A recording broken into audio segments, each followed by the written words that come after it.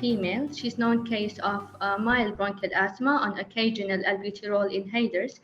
She presented to our emergency department with acute onset shortness of breath. The patient was well until 2 days before her emergency department presentation, when she began complaining of progressive shortness of breath on exertion and continuous fever, not responding to antipyretics, with some mild dry cough, and fever was subjective.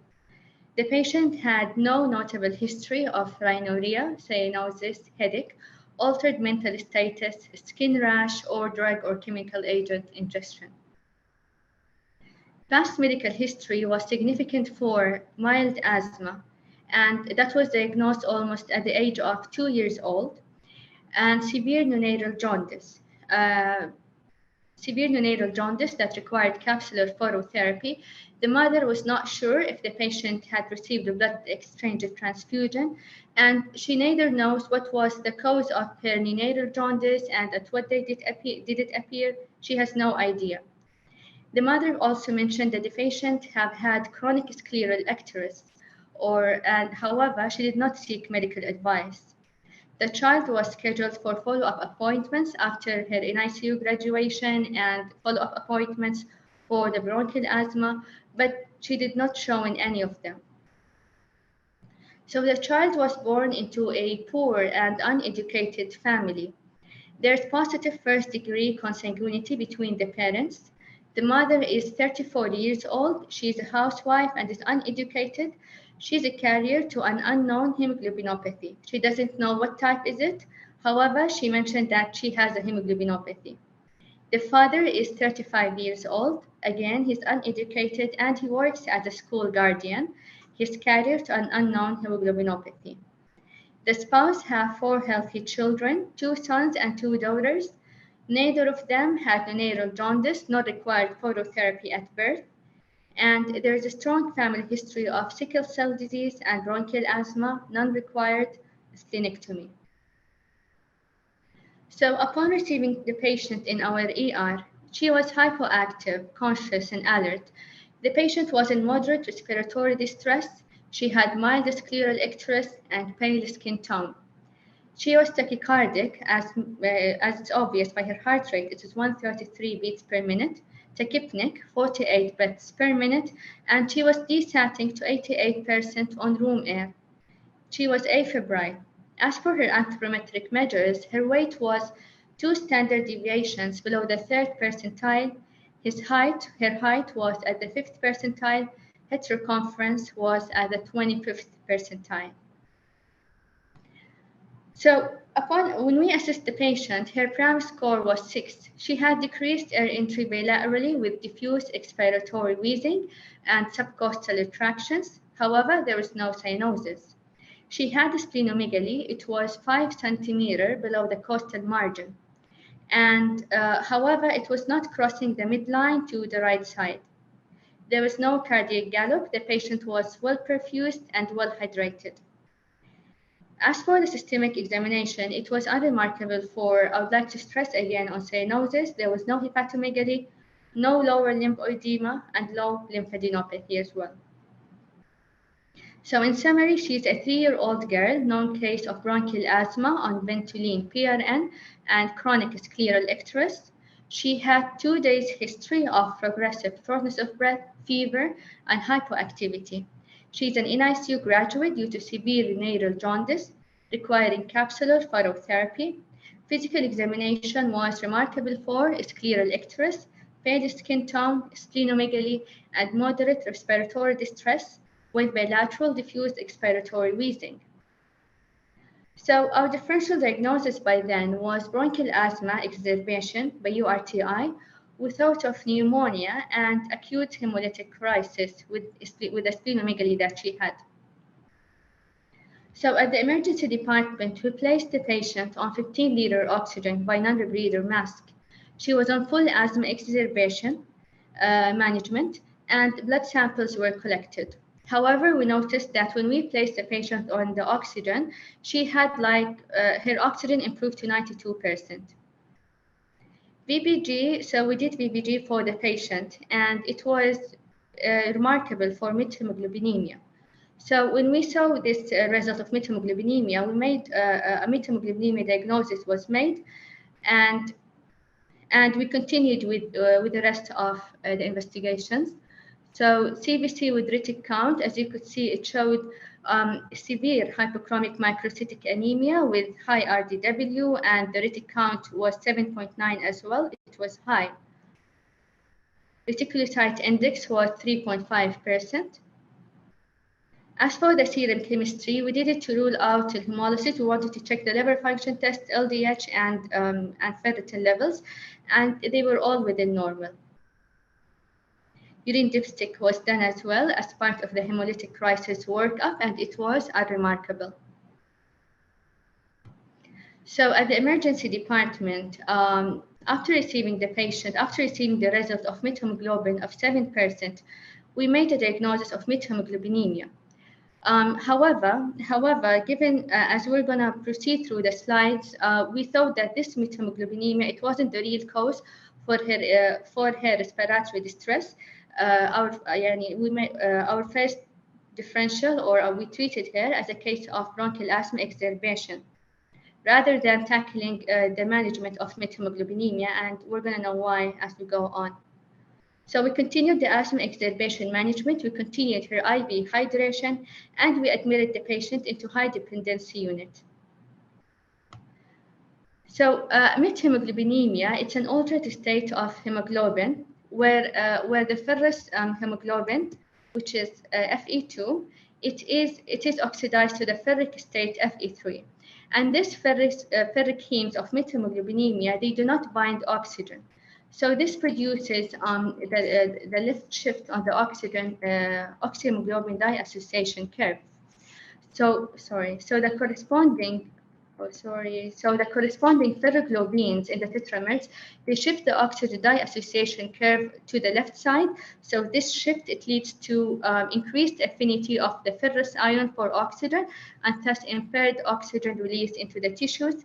This results in hypoxia with the so-called functional anemia, so without actual hemoglobin decrease. But all the issue is the high affinity for oxygen. So usually in normal individuals, 3% of hemoglobin is auto-oxidized to methemoglobin per hour. However, we do have counter-regulatory mechanisms that keep the methemoglobinemia in low levels of approximately 1%. And of note, the normal methemoglobin levels in us is usually ranges from 0 to 3%. So we have two regulatory mechanisms. The first one is by the physiological pathway. So in this pathway, the key player here is the cytochrome B5 reductase. So this cytochrome B5 reductase, it reduces, it reverses this oxidation by adding an electron to the ferric, to the ferric hemoglobin. So this will cause it to be reduced to the ferrous state. Another alternative pathway is this one, and this pathway usually it's not activated, it's not physiologically activated unless the patient receives methylene blue for the treatment. So in here, the key player is NADPH. So what happens here is that the electrons are derived from the NADPH. This NADPH, it is generated from the G6PD, or glucose 6-phosphate dehydrogenase. So when electron is derived, we'll go here to the next step.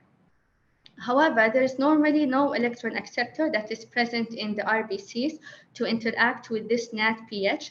As a result, this pathway is activated only when we receive methylene blue as a therapeutic agent. So this methylene blue, it contains this electron acceptor. So in this mechanism, the methylene blue therapy, it reverses the methemoglobin into the ferrous hemoglobin. So this explains why we do not use methylene blue in patients with G6PD deficiency, because in those patients, with this type of anemia, NADPH it will not be generated, so the rest of the pathway will not be completed. So usually, as I mentioned previously, that a normal methemoglobin fraction is 1% and it ranges from 0 to 3. The diagnosis of methemoglobinemia is usually, it's usually like clinical. So whenever you see a patient with cyanosis and hypoxia that is not resolving by ventilation, then you need to suspect this disease. So the symptoms for methemoglobinemia ranges from asymptomatic to mild symptoms, cyanosis, sometimes arrhythmia, some headache. It ranges also to CNS depression, seizures, and it could have a lethal sequelae as well if not treated and caught up early. So that is why I would like to stress that we need to consider methemoglobinemia in cases of refractory hypoxemia or cyanosis to prevent the lethal sequelae that could occur. So the development of cyanosis in methemoglobinemia usually correlates with the total amount of methemoglobin. So as I mentioned previously, that here it was mentioned that when the methemoglobin levels ranges from 10 to 20%, the patient is going to be cyanosed. But is there a difference between those patients who are anemic and the patients who have normal erythropoiesis? Actually, there is. So in order for the patient to be cyanosed, you need to calculate the total methemoglobin level. So in here, you need to have the total hemoglobin and you need to have the percent methemoglobin. So in order for the cyanosis to appear, you need to have a total methemoglobin level of more than 1.5 gram per deciliter. So let's have this example. So these two individuals, they have the same methemoglobin level, which is 10%. However, one of them is anemic. So individual A is anemic and he have a total hemoglobin of 10 gram per deciliter. His percent methemoglobinemia is 10%. So by doing this equation, you're going to have a total methemoglobin level of 1 gram per deciliter. So this is less than 1.5, so he's not going to be cyanotic. Individual B, he has a total hemoglobin level of 18 gram per deciliter. He has normal erythropoiesis. He's not anemic. However, his percent methemoglobin is 10. So he will have a total methemoglobin level of 1.8 gram per deciliter. So he's gonna show cyanosis. So, to sum up this slide, the appearance of cyanosis will depend on the total methemoglobinemia, and it differs if the patient was anemic or if he was having normal erythropoiesis. So by going back to our patient, her total hemoglobin level was 8.7 milligram per deciliter. She had 7% methemoglobin. So this made a total methemoglobin level of 0.6 gram per deciliter, which was less than 1.5. That is why she was not cyanosed. So back to our patient, we admitted her in the high dependency unit. So there, pediatric hematology were consulted and extensive hematological work.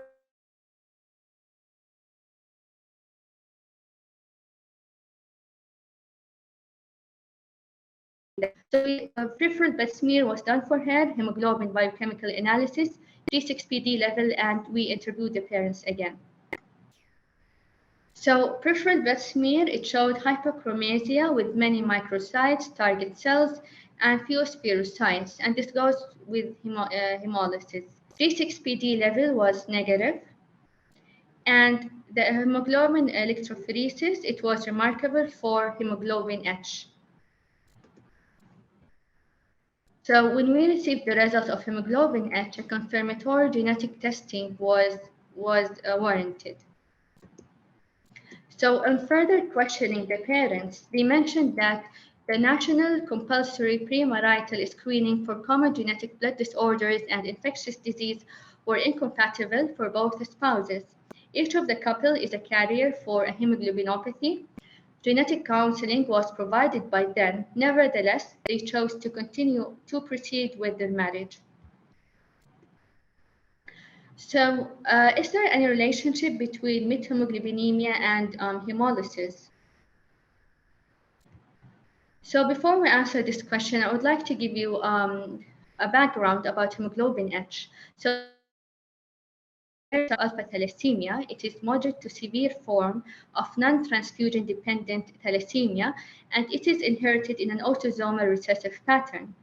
So, so usually in this alpha, in hemoglobin H, what happens is that there is deletion of the 3 of the 4 alpha globin chains. So this deletion, it produces 4 beta tetramers.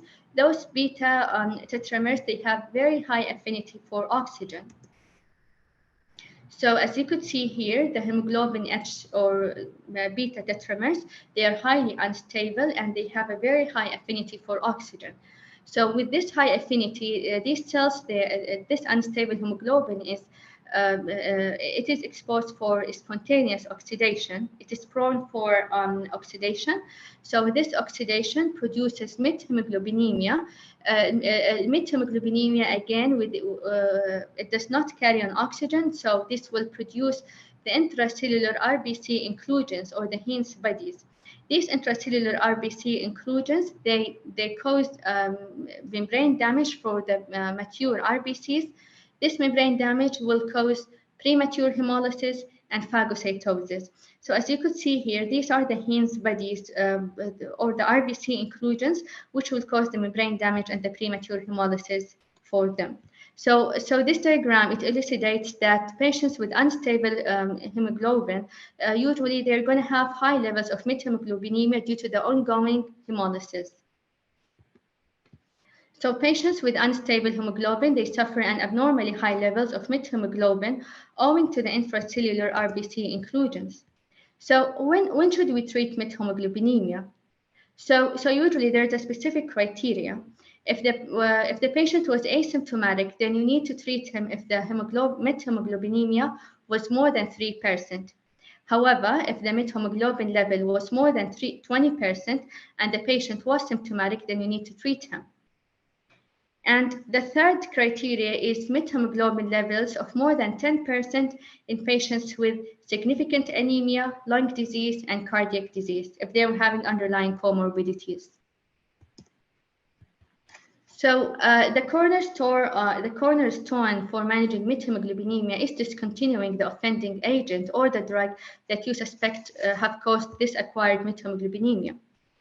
And then if the patient was not meeting the aforementioned criteria, you need to manage him with hydration and ventilation for respiratory compromise. Methylene blue, it is the option of choice in treating methemoglobinemia. However, before starting this medication, you need to ask yourself, is this patient known to have or suspected to have G6PD? Is there any hemolysis that is going on? Is he on serotonergic medications?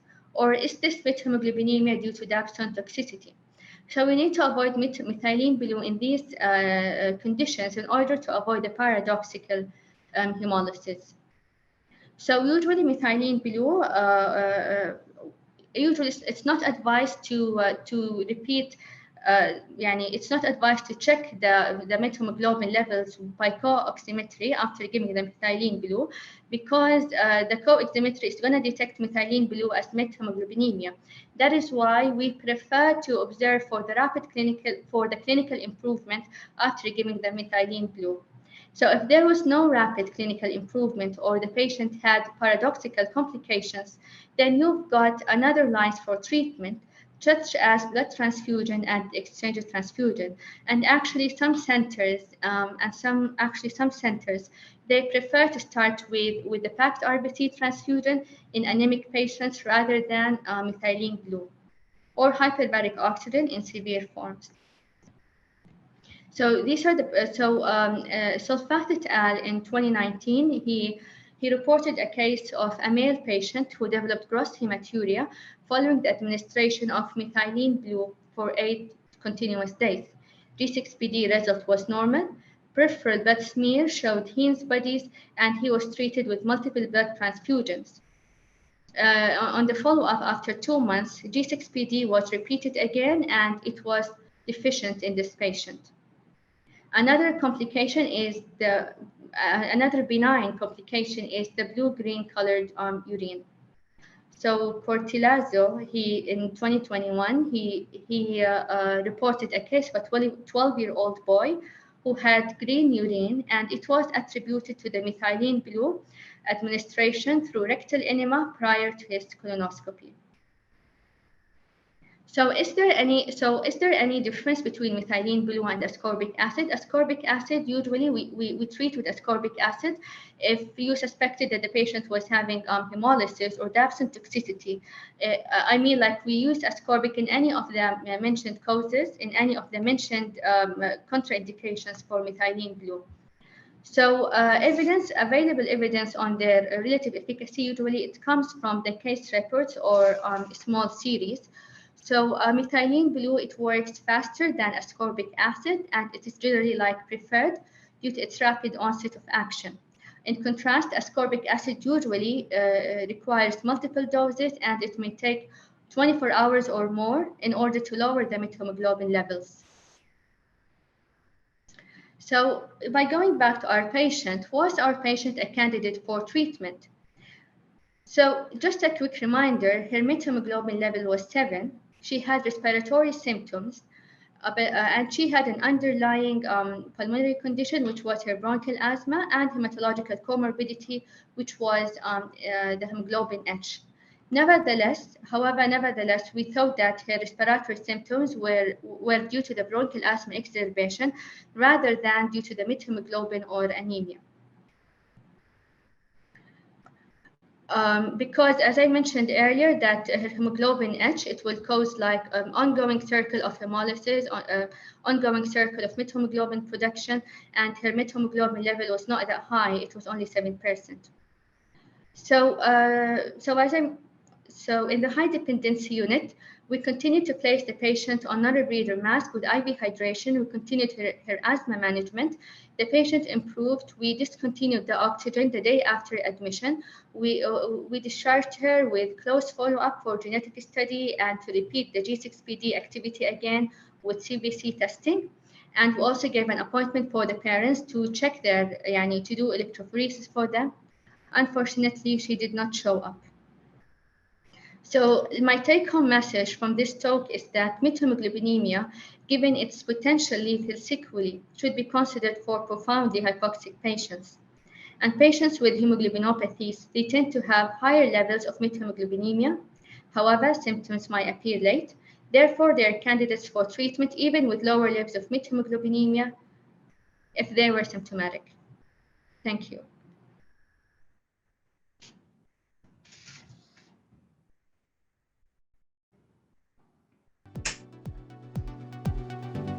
Thank you, Dr. Ghada.